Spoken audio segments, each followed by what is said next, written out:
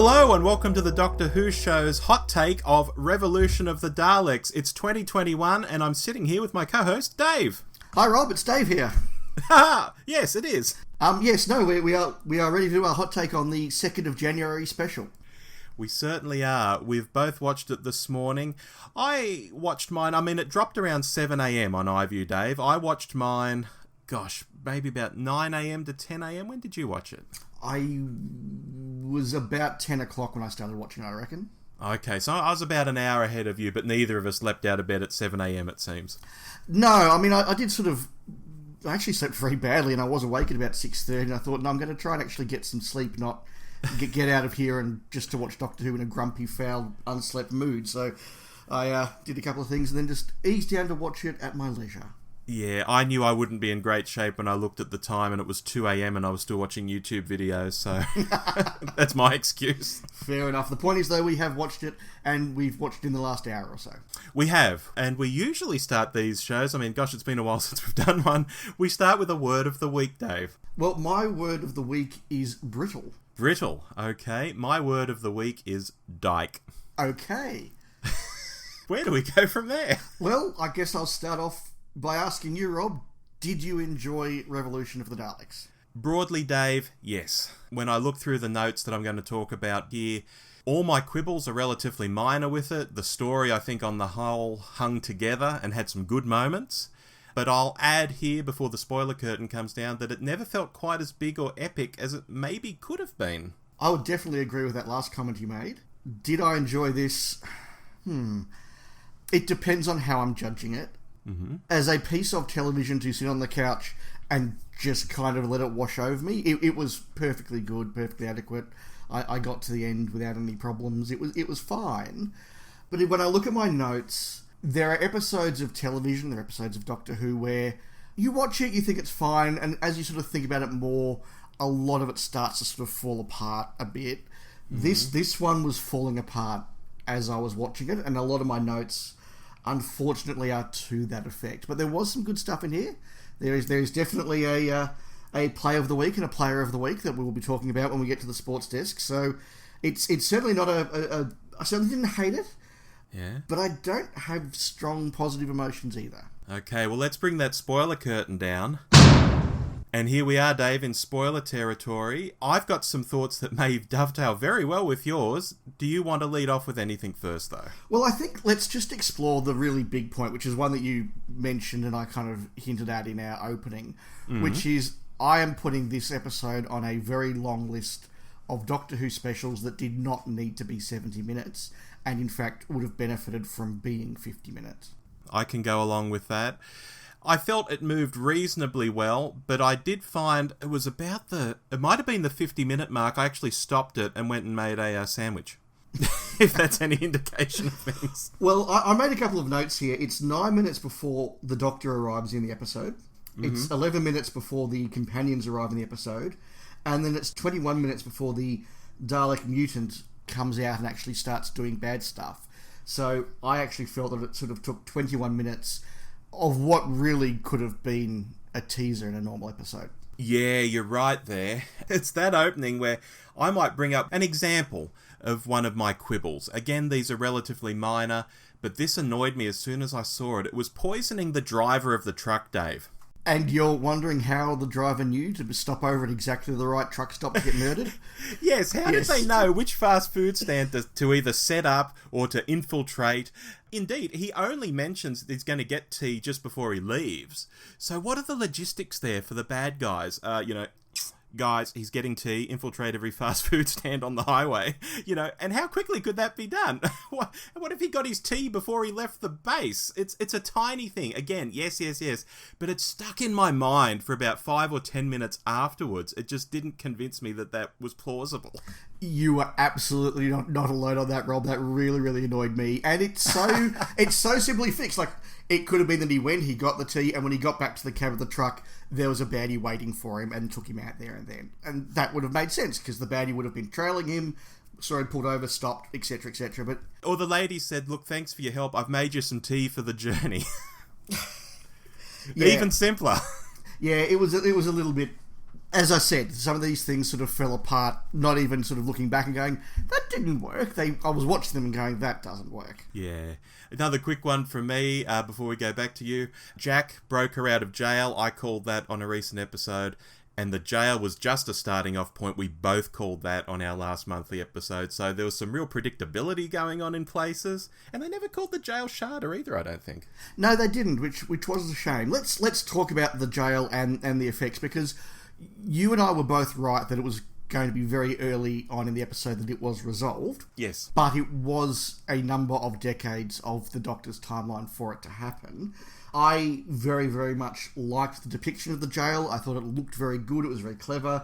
Obviously, they ticked off various different monsters. I noted down an angel, an ood, a pating, and a silence. Mm-hmm. And something that looked like Megalos in the background. I don't know if it was, or it could have been a Varga plant. I'm not sure. So yeah, I thought it visually looked very good. I thought the way the Doctor was dealing with it was kind of good. But there is a moment where I sat there and said, can the Doctor not escape? And it's... I don't know if I'm being overly critical or thinking this through, but I was trying to imagine John Pertwee or Tom Baker trapped in a jail, and the idea of them just not being able to escape doesn't seem as though it would ever happen, and I don't know if it diminishes Jodie's Doctor that she couldn't, and she had to wait for Jack to rescue her. I just don't know. Or even someone like Eccleston, like, I'm not having this, you know? Yeah, absolutely. I'm getting out of here. Yeah, or, Smith would have had a very long, wanky speech about how, you don't trap me, I'm the great oncoming storm, and everybody fears me. Oh, that's so... he would have had one of those speeches. Yeah, look me up in your computer. Yes, and Jodie was just sort of like, oh, I guess I'm trapped. Yeah. Maybe I'm overthinking it, but that did strike me. But as I said, I liked the scenes, but I thought that was a weakness. Not fair. It's all part of the story. It's there. Cloning the Dalek. Have you got any notes on that? I do. Well, you take the lead then, Rob. Okay. This was another moment I got taken out of the episode, albeit only initially, because I'm thinking, yeah, sure, you can clone a Dalek, but how does it know to be a Dalek? Where does it learn from? You think of that movie, The Boys from Brazil, where they've cloned Hitler. They know the kids will have to be shaped in a certain way as they grow up, or they've got no chance of being Hitler, which is the whole plan, because you really need to be nurtured into what you become as an adult. And so I'm thinking, well, how does this work with the Dalek? Like, sure, yeah, okay, you can clone it, tick, but how does it work? Happily, though, they covered it later on with a line where they explained that Dalek DNA somehow has everything encoded. How to think, how to speak, how to know what you are, how to know what to do.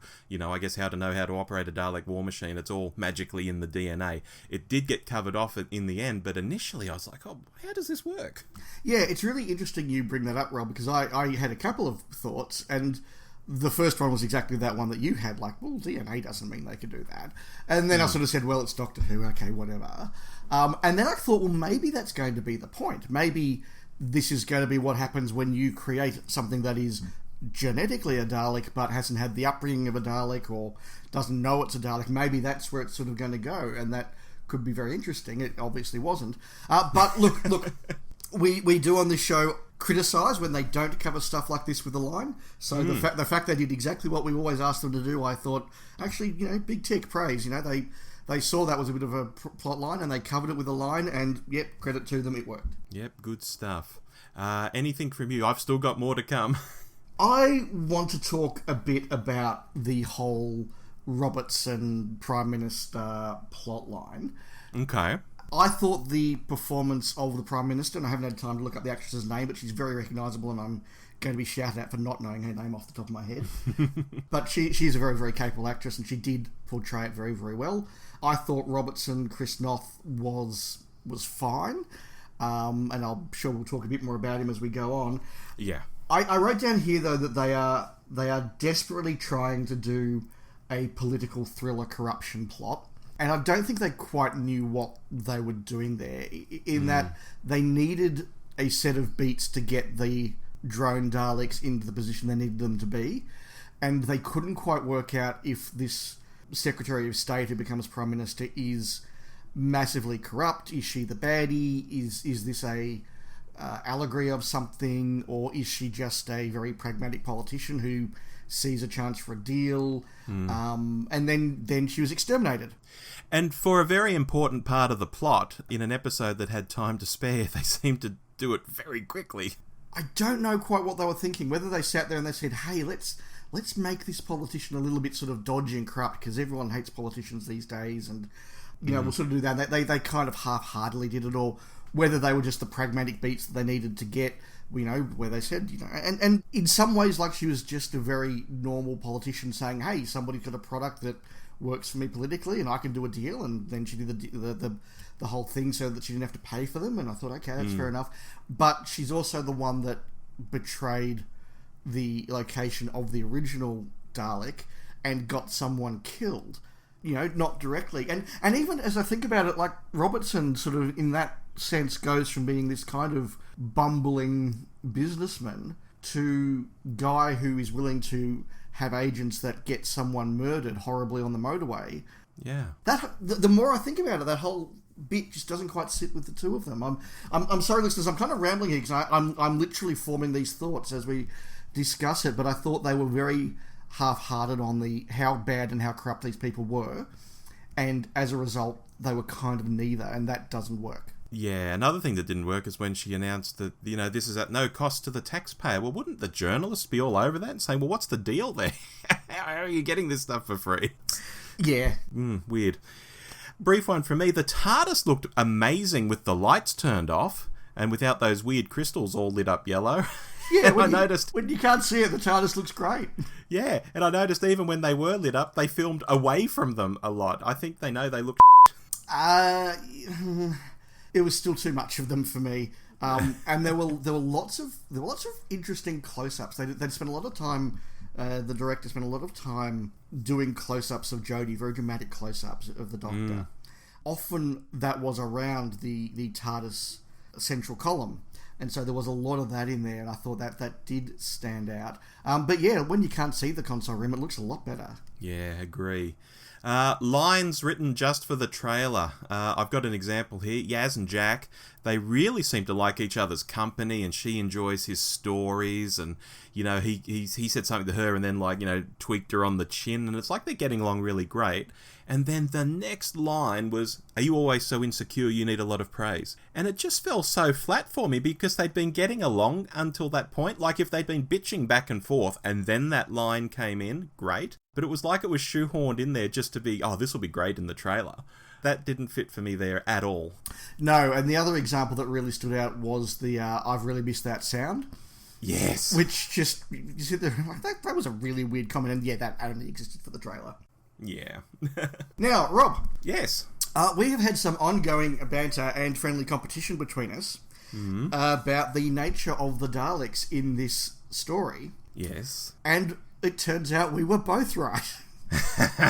There you go. You were certainly right in that leaked photo from the filming some months ago of the Dalek turned out to not be a fake and turned out to actually be a real Dalek, and it was in the story. Yes. Once it'd been proved that I was wrong, that this was just a fake, and I'd hoped it was, but it wasn't.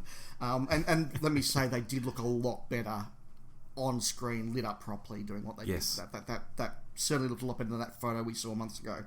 But I speculated that maybe these aren't going to be the real, in inverted commas, Daleks. They'll be a sort of a constructed thing or a fake thing or an interim thing, and then the real Daleks will come and take over. And that's exactly what happened. These were man-made, man-built Daleks based off the survivor 3D Dalek. printed. 3D printed by a laser. Yep. Yeah, that was a cool effect. That was cool. Yeah, they were man-made Daleks that, in the end, were just there for a while, and then the real Daleks came and did real Dalek stuff. So we can say we were both right. Did that whole plot concept work for you? I actually liked it. Yeah. I thought it wasn't bad, the way those Daleks started exterminating people in the street, and the Prime Minister ran out of 10 Downing Street saying, I think it's teething problems.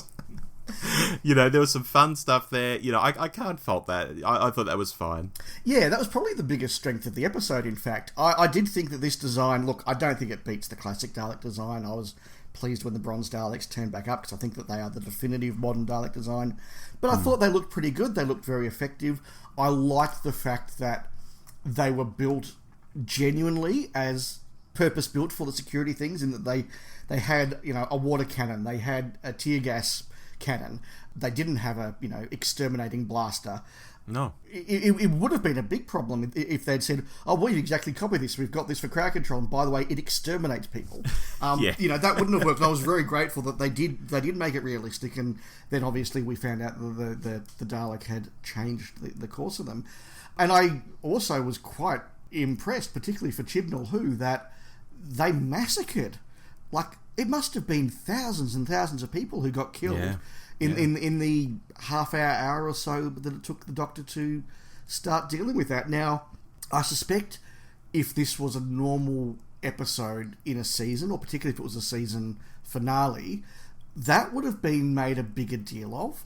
And I think that because this is a holiday special, they did it, and it was good, it was dramatic, and it was exciting, but they kind of pulled away from the whole, thousands of people have been killed, the fallout's going to change humanity, etc., etc., etc. I thought they did pull back from that because it was a holiday special. Yeah. Question without notice. Yeah. Do you think it would have been too on the nose if the government had designed these as like armor plating for humans, and we actually had humans getting in and out of the Daleks like a Dalek operator would get in and out of a Dalek? Would that just be too on the nose? That's an interesting idea, actually. I don't know. It's certainly an interesting idea. I don't think it would have been too on the nose. It would have complicated the episode, perhaps. Yeah, with the way the creatures had to take over the machines and such, I guess. Yeah, but no, that's an interesting idea. But yeah, no, I thought that plotline was probably the strength of the episode, and the one that I enjoyed the most. So, 2 little points from me. The first is that have people not heard of Daleks? Like, haven't we had the Daleks invade Earth often enough in the last 20 years that people would recognise them? I thought that was interesting. And also, I did note that we had a reasonably high, we had a very high Chibnall death count in this one, if you count all the background artists who got exterminated. Chibnall, though, is again doing his thing of giving soon-to-die people family. Yes. We saw that the truck driver had an elderly mother or grandmother, I think it was. We saw that Leo had a family and a wife and all the rest of that he got to say goodbye to. Not good, not bad, just a very Chibnall thing. I noticed that his trademarks were definitely there, as were a couple of others that I will be talking about later. Alrighty, well, shall we talk characters? Bit of character analysis now. We should. I've got extensive notes on everybody. Where do we want to kick off? Look, let's start with the baddie, then let's go to Jack as the guest, and then let's do the companions and the Doctor. Alrighty. Jack Robertson, I felt here, was way more likeable than he was in Arachnids, if I can call it likeable. I made a note that when Chibnall's not trying to do his, look how clever I am, this man's meant to be Trump, the character is actually quite good, and he worked for me. And lines like, where'd you get the purchase orders? And, can I make a claim on my insurance? All of that was really genuinely funny. The only bit that didn't really work for me with Jack Robertson was the betrayal.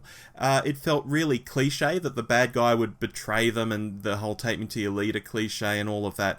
I would have liked something a bit more organic, like the TARDIS. Something went wrong with the TARDIS and it revealed itself to the Daleks. They all turned around and went, the Doctor's here. It didn't really need Jack Robertson to betray them. Yeah, so I thought that he was very well portrayed for the most part. I agree with you about the problem. And this is kind of what I was talking about earlier. For the most part, he's kind of portrayed as, I won't say bumbling businessman, but kind of, not corrupt, a bit dodgy, basically a nice guy, kind of thrown at the deep end. He had some funny lines. He was kind of all the rest of that. And I thought, look, that works. And then suddenly he's portraying the whole of humanity. And it was like, where did that come from? Yeah. And then he's back to kind of like, just the bumbling, I kind of just, did what I did and I'm a hero now. Like, what? Yeah.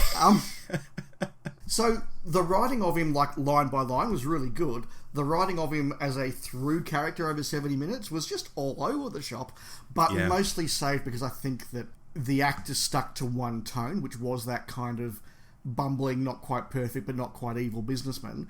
And so the portrayal was more consistent than the writing, perhaps. Definitely. And for you as well, more likeable than Arachnids?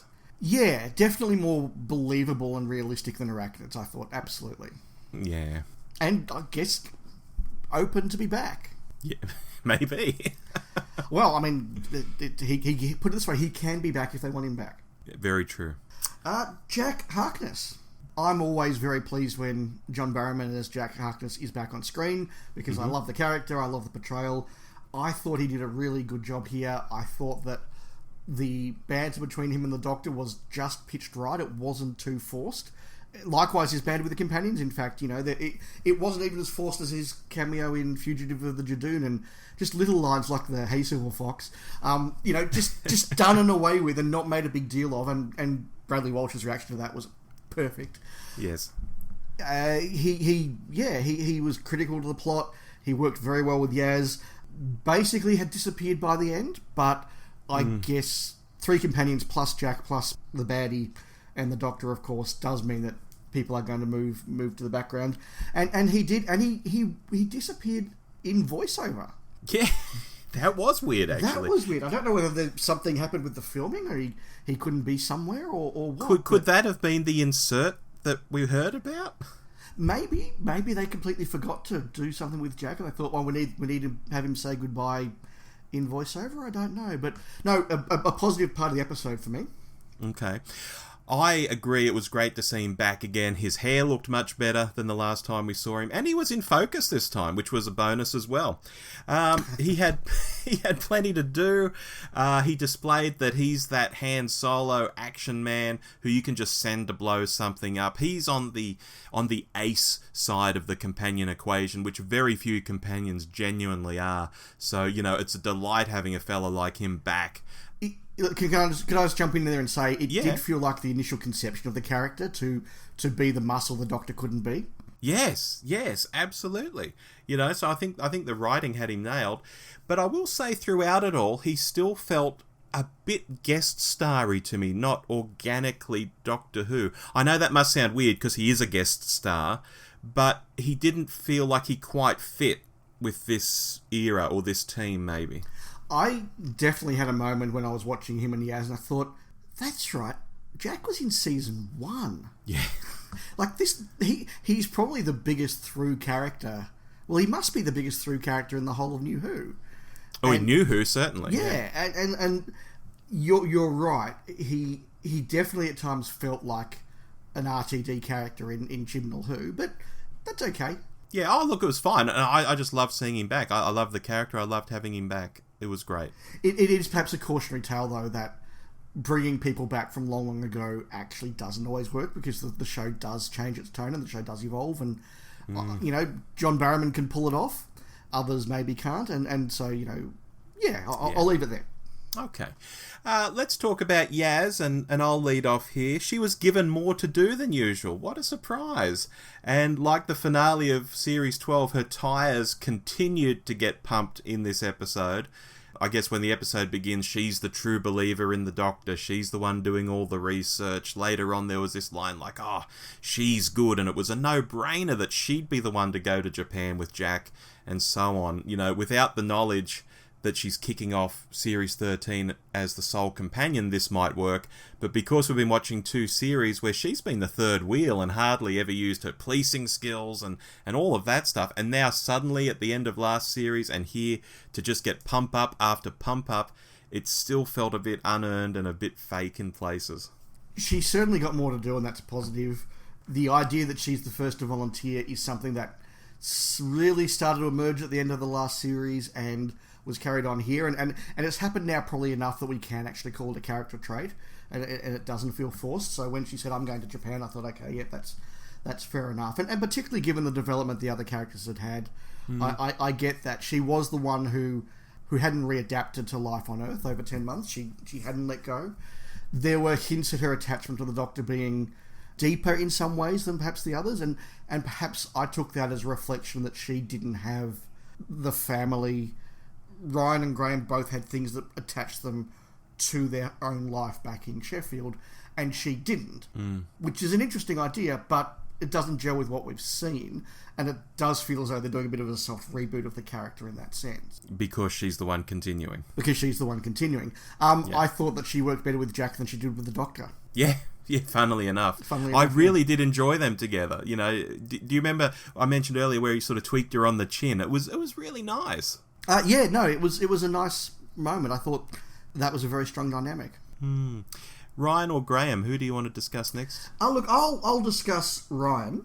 Okay. Who I thought thematically carried a lot of this episode, and I thought Tosin Cole gave the performances that I was praising him for, going all the way back to The Woman Who Fell to Earth, and perhaps we didn't see consistently through the last 2 series, but I thought that given stuff to do, Tosin Cole really fires, and he fired here. I totally believed him. He didn't have a lot to do in terms of the plot, but he had a lot to do in terms of the morality of the episode, in terms of the tone of the episode, and I certainly could see him getting ready to leave the Doctor throughout the episode, and that felt like an organic, natural thing for him to do, as opposed to some companions in New and Old Doctor Who, where they get to the end of their contract and there's 10 minutes to go, and it's like, oh, I guess I'm leaving you now. Yeah. What? I thought that he worked very, very well with this. My notes say that he always had promise across the 2 series, so I think we agree on that. Yeah. Never quite delivered on it a lot, though. And that's not his fault. He can only do what's written on the page from script to script. And with him leaving, I guess, it's true that he didn't do a lot in terms of the actual plot, but he did get that big two-hander scene with the Doctor explaining life to her. Yeah. If this had been him explaining it to Yaz, or the child guest star of the week, if we'd had one of those, or whatever, I think this might have paid off big time. Even delivering it to Graham, you know, who's a man with decades more experience, would have felt a bit off. But explaining life to a 1,000-year-old Time Lord, who's seen the beginning and end of the universe and had a million experiences that Ryan's never had, it felt a little weird. I know that the message and the emotions might carry some people through, maybe even a lot of people through. But for me, giving this kind of advice to the Doctor seemed weird on one level, given how much more experienced and worldly she is, and it kind of lessened her in a way. To me, at least, that this young kid had to explain life to her. The Doctor, I think, should be giving this sort of advice to the companions, and not vice versa. You're right, it could have worked better had it been more of a conversation than a monologue. It is something we have seen before, though, in that the Doctor wants nothing more than to explore the universe and doesn't understand that there comes a time when people want to settle. And I thought that her being reminded of that worked well, and Tosin did do it well, because I think that is a trait of the Doctor, that the Doctor sometimes forgets about the normalities of life that we require that she doesn't. And so I did take it in there. I agree, though, that the Doctor's half of the conversation, or the Doctor's reaction to the conversation, could have been stronger. Okay, I might watch that with a different eye next time. Yeah, just how I took it. Yeah. All right, which leaves Graham and the Doctor. I guess we'll take Graham. So he was in this, was he? Well, my notes here say this is the saddest of all the cast members to report on. You know, after he stole the show in the first series, they really pulled him back in the second series, and here it's like he's barely in it. So yes, I agree there, Dave. I mean, he got called Grandad right at the end, which is something I predicted in probably our first or second hot take of Series 11. You did, yes.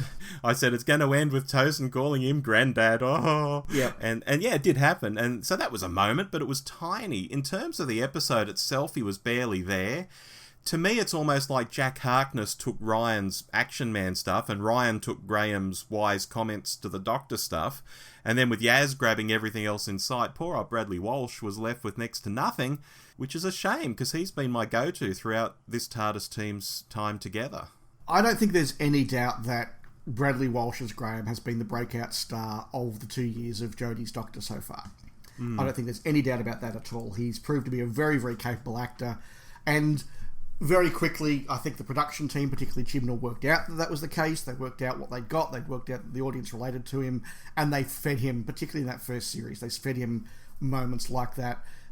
As you say, they pulled him back in the second series, but the moments he did have were, let's give Bradley Walsh a classic Bradley Walsh moment that we know he's going to hit out of the park and it's going to tick all the boxes. So he had less to do, but did it very well. In this one, had you taken Bradley Walsh out of the plot, I don't think it changes anything at all. I think that he was there to be with Ryan or with Jack or whatever. He didn't get to do anything, I don't think, with the Doctor in any serious way. Not that I recall. No, not that I recall. I thought that... Look again, as we've been saying now for 2 seasons of Hot Takes, there are only so many minutes of television in an episode, and therefore only so many minutes you can give to the characters. And if you're bigging up Yaz, and if you're giving stuff to Jack, and if you're trying to give a bit to Ryan, in the end there's just nothing left for Graham to do. And I will say that I love the idea that he left to be a granddad to Ryan. I thought that was a very Graham decision to make. And I thought it felt very true to the character. Is it a little bit undramatic? Yes. Could it have been a bit more affecting? Probably. Did he nail the moment? Absolutely. But it's a real shame that his last episode he was barely in and just forgettable. Yeah, and we may talk a little more about that later, but no spoilers. Just leaves the Doctor. Dave, do you want to lead on this one? Like I've had with a lot of this episode, lots of qualified highs and lows with the Doctor. I thought that this is, again, a very strong performance from Jodie Whittaker. She had a couple of moments that I thought were really good. She had a moment with Jack that I thought was very powerful. She had a moment with Yaz that I thought was very powerful. I thought that her moment with Ryan was good, but Ryan was the star of that. The performance was good. I'm not sure that the character was that great. I think that having done all that Timeless Child stuff and then putting her into prison... I mean, why was she in prison? From a series point of view... Maybe it's going to come back in series 13, but if the Doctor hadn't been in prison for the 10 minutes at the start of the episode, was she just there so Jack could break her out? I guess it gave her time to think on what had happened and maybe get it out of her system so she wasn't talking about it every few minutes. But we didn't get that. Well, I think she's done all that thinking in jail. So off screen. So he's putting her in prison a way to not have to deal with what they did in the last episode. Very probably, I want to say. Because, there were a couple of little moments of, I wasn't sure who I was now. And I would have liked to see, not necessarily more of her in prison in terms of time, but something that at least acknowledged what she'd been through. If we're going to have massive revelations of the Timeless Child, and given that, set aside that I don't like those, and I'm happy to erase them from my memory. But if the show's going to do that, and then put the Doctor in prison, maybe you even need a moment of, I don't want to be rescued, or, maybe Jack says to her, I'm raised you to get out of here yourself, and she says, actually, this is what I needed time to think, and the time got away with, I don't know, and to just have a couple of very, very blink and you miss it, kind of underwhelming, I'm not sure who I am anymore. But all that was there just so she could then say later, I know who I am, I'm the Doctor, and I fight the Daleks. Yeah, and even her decision to bring in cane toads to deal with the cane bugs, which is kind of what I felt like the Death Squad thing was. Remember when Eccleston was going to make an impossible decision, a dodgy decision with Jack, and how powerful that was. And this just sort of felt like it. I was never sold that this was a tough call for the Doctor to make. So look. Again, apologies, I've rambled a little as I put my thoughts together in a hot take. Performance, excellent. Character writing, poor. Okay. For me, she didn't do anything, too weird or out of character, and she had a few scenes with some spine. There was one where she ordered everyone into the TARDIS, and I thought, oh, she's taken charge. She is in charge. Oh, wow, fantastic. That was all good. Yep. But still, I have this same old feeling with her that there's not a lot of character in play. And other people seem to see it, so I don't know whether they're putting together some random stuff and justifying it as her personality, or whether she's just Teflon coated to me and I just can't get close to her. But even here, with little to actually complain about the character, I still don't get her. No, I think you've said slightly more succinctly what I was saying in a rambling way. Well done. This is why we're a team. Yes. You're right. I think that Jodie's performing very, very well. I don't think they quite know what her character is, and I thought that maybe they were going to define her better off the back of what they did in the last series. Perhaps they're just putting that off because this is a fun New Year's Day special, and we're going to see more of it. I hope we're not going to get too much agony from the Doctor. I don't like the Doctor being introspective. I like the Doctor having adventures. So, mixed thoughts from me. Well, on that note, shall we go to the sports desk? I'm ready. Okay.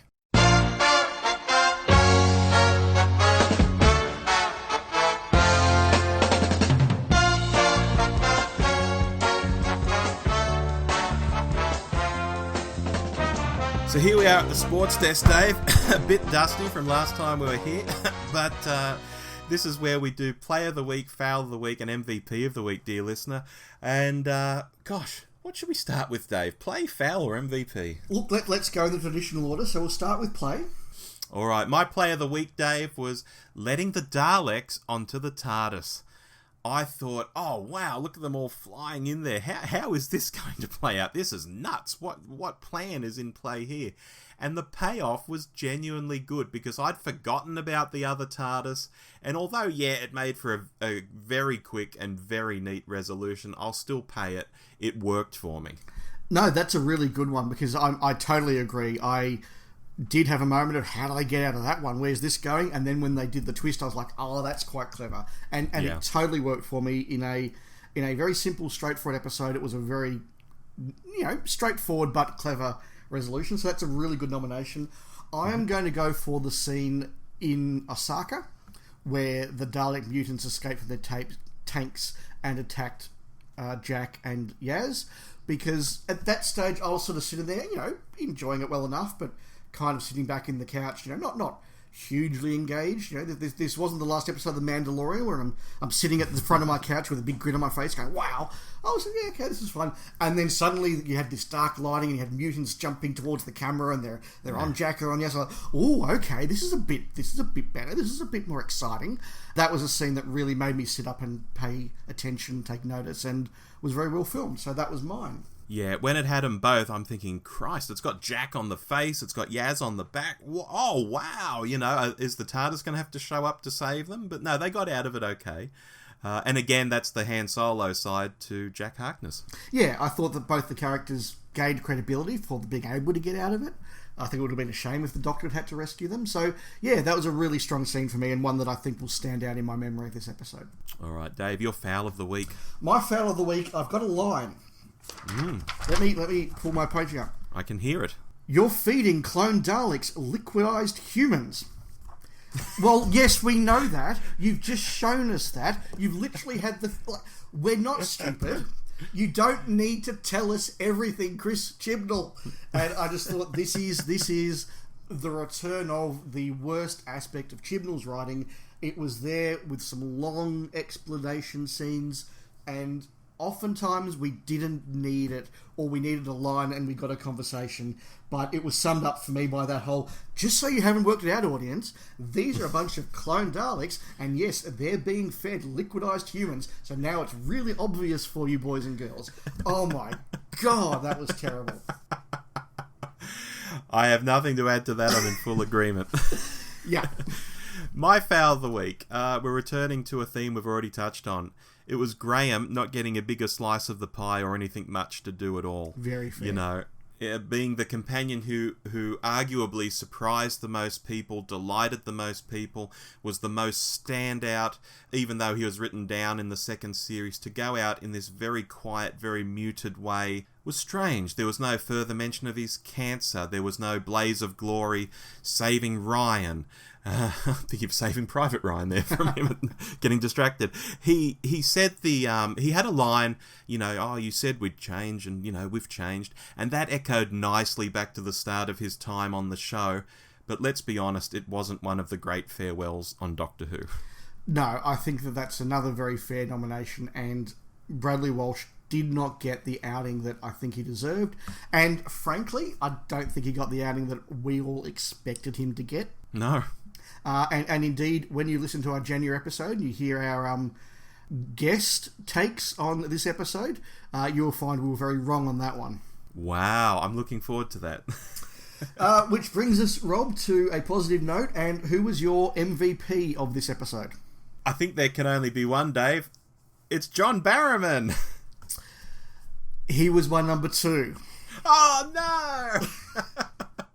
Well, for me, it was John Barrowman. It was Jack Harkness. What's left to say that we haven't already said? He's the Han Solo. He's love and lust and spice and everything nice. He's just great. And it was good to see him back. No, I agree with all of that. And if I'd been doing this halfway through the episode, I absolutely would have given it to Jack. He did fade away into the background a bit later on, which meant that he lost some points there. And I've given it to Jodie Whittaker. Okay. Because I think that given all that she had to do in this episode, given that she wasn't written very well in this episode, I think she still made the Doctor the leader of this episode. When she did have those two-handed scenes with Jack, with Yaz, she absolutely made them work. When she had that one-on-one with Ryan, again, Ryan was the star of that scene, but her reactions to it were believable and made it work. And I thought a lesser actress actually would have been quite bad with that script. And she made it work, and I will give Jodie points for doing that. I can absolutely understand that. Well, that ends the sports desk, Dave. It just leaves us to talk about our word of the week. Well, yours was the more mysterious, so let's save that for last. Okay. My word of the week was brittle, and yes, that is there's nothing particularly complicated or nuanced about that one. It is that, look, I enjoyed this episode. It was a perfectly reasonable piece of television to lay back on the couch and watch. But as I think our discussion has shown, this was a very brittle episode. As I said at the start, this is not a plot that I look back on and can start to tear it apart. This is a plot that was so thin and so brittle that it was falling apart in front of my eyes as I watched it. If I had wanted to come on and absolutely tear this plot apart, I would not have had to push very hard to do that. I didn't want to do that because I did enjoy the episode. It didn't blow me away. It wasn't great. It's not a classic. It's not one I'm going to watch again and again. But it was fun. It was fine. But so brittle. Yeah, and look, as I said at the start, for me the story on the whole hung together and had great moments, but as I said, it didn't feel as big as epic as it could have been, and I do have quibbles, which I think I've enunciated rather well over this podcast. Yeah, absolutely. So, Rob, your word of the week. My word of the week, Dave, was dyke. Yes. And I feel that Chibnall has stuck his finger in the dike here and stopped a disaster waiting to happen from the end of the last series. To me, this was, it was perfectly fine TV. It wasn't great, wasn't amazing. It was perfectly fine. It's a holiday special-y kind of thing. It was perfectly fine Doctor Who in that regard. We'll get back into the real swing of things in the next series. The question in my head is, does this finger in the dike hold over for the next series, or does he pull his finger out again, or does the dike break? As we sit here today, for me, things are fine in the state of Doctor Who, and we've even had news that John Bishop is coming in as a new companion next series, so I'm feeling okay with Doctor Who at the moment, even if this wasn't a great episode. Rob, can I ask you a question inspired by your question? Sure. Do you think that this is the episode that Chibnall expected to write at the time he finished writing The Timeless Child? There are two answers to that. The one is the one I think you're driving at, but technically I think he would have had to have had it in play at the same time he was writing The Timeless Child, because I think they filmed this not long after. Yeah, look, perhaps you're right, but as I think you can understand where I'm going... Yes. There are a number of things that happened in The Timeless Child that got dismissed very quickly in here, particularly the prison plot, which just, the more I think about it, the more I just don't get why the Doctor had to be in prison. I just don't understand what that move was about. Maybe it's going to be picked up in Series 3. Maybe a part of Series 3 is going to be that the Doctor is on the run from the Jadoon and they're trying to get him back to prison. I don't know. But I wonder if there are a couple of things that Chibnall thought he was going to pursue, and either because he changed his mind or because of fan reaction or something perhaps dropped. Or could it just be, sometimes writers like to build a bit of space into things and not have everything follow the last thing. is it interesting that there's this 10 months where the three companions are on Earth, and maybe you could write a story about that, or hark back to something that happened in that time period. Ditto for the Doctor. Could she, in the new series, tell a story about something that happened in jail? And there's a flashback to that, or at least the story gets told, and it's believable because she was there for so long. Is it just maybe just artificially building some time in? This is the glass half full version of your glass half empty version. Yeah, no, you could absolutely be right. And the one thing it did do was it gave the companions 10 months on Earth to basically for Ryan and Graham to decide they wanted to move on.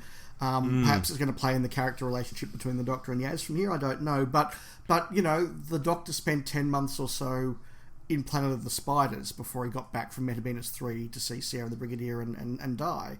You don't need to put the Doctor in prison to do it. Perhaps it was just so that Captain Jack could break her out. I don't know. Again, I know we're getting towards sort of the end of our episode, but the Cyberium and the Jack's advice, they really put a lampshade on that just being a complete waste of time, didn't they? It got a line, but it didn't sort of resolve anything. No, it's like, you remember to do this, it's really important. Yeah, no, it wasn't. They really sort of hung out that was a bit of a damn squib. Yeah.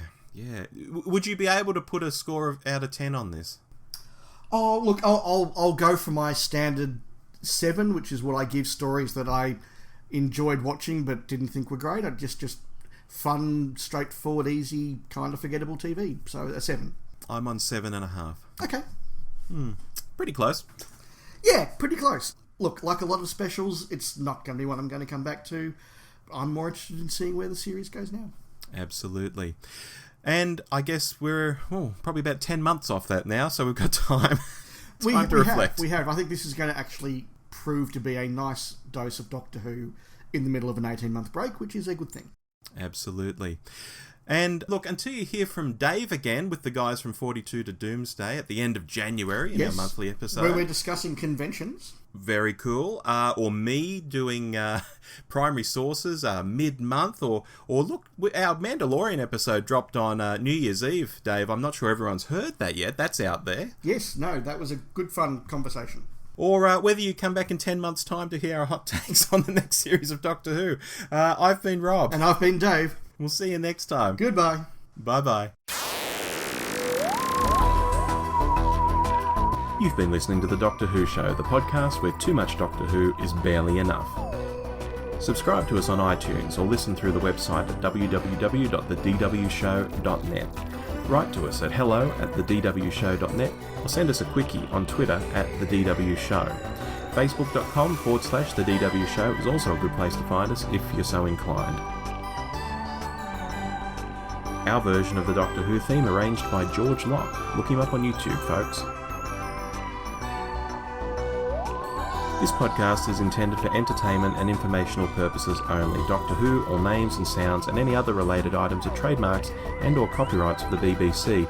All other trademarks and trade names are properties of their respective owners. The official Doctor Who website can be found at www.bbc.co.uk/Doctor Who.